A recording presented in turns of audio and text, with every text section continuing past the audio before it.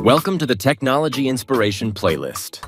These short segments were originally presented live by the RECIT for vocational training during the Voc Talk Café, an informal weekly online professional development gathering for VT educators in Quebec. Each video explores a pedagogical strategy enhanced by a digital tool, offering practical ideas that can be applied across various programs.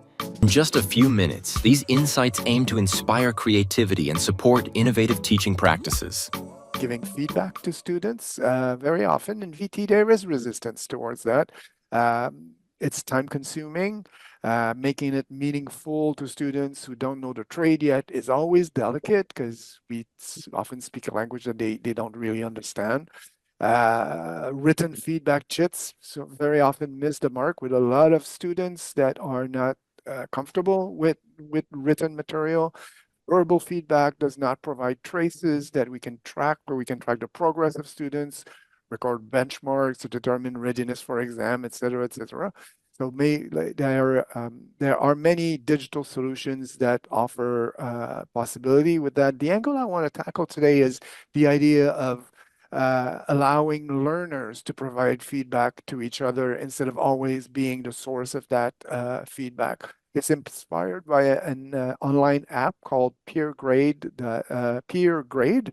I'll put the link to it in the chat. But it's not always something that the school board will approve or finance. So I was this afternoon I was thinking about it, and I went like, is there a way we could do that with good old Microsoft Forms or Google Forms, depending on the platform that we're going to be using? And my answer to that question is going to be, of course, yes. What you're seeing on screen is an exercise from the professional cooking program, because that's where I come from. But we could ask students to submit photos of their finished plates, like what you're seeing on screen, and I could create a form with evaluation criteria linked to each form is linked to each student works. Performance criteria, industry standards, critical technique elements, et cetera, and then I would share that form with specific students, with let's say 2 different students, to provide feedback to their peer, and I could add my own comments into the mix as well. In other sectors, it could be a properly formatted business letter or report. It could be close-up photos of welding, some welds at different stages, or if we're talking about vehicles, a video demonstrating a diagnostic procedure on a vehicle, and then other students could provide feedback there.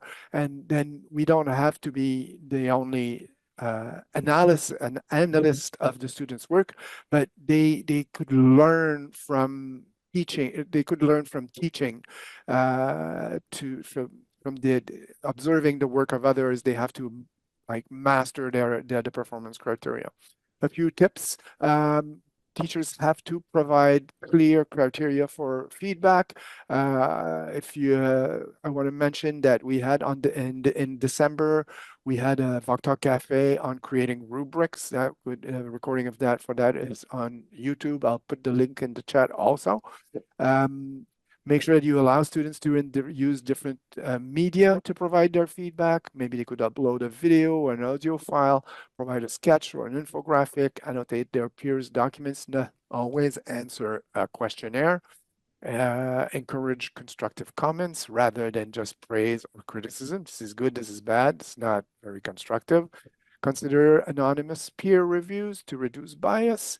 Use tools that allow students to revise their work based on the feedback. And as usual, there is an appropriation and time. There is an appropriation time. There is creation time for that kind of tool. But once they are put in place, they're reusable from one cohort and one competency to the other. So that's my encouragement today. Let the students, the learners, provide feedback to each other. Don't always be the recipient for that. And digital tools can help you.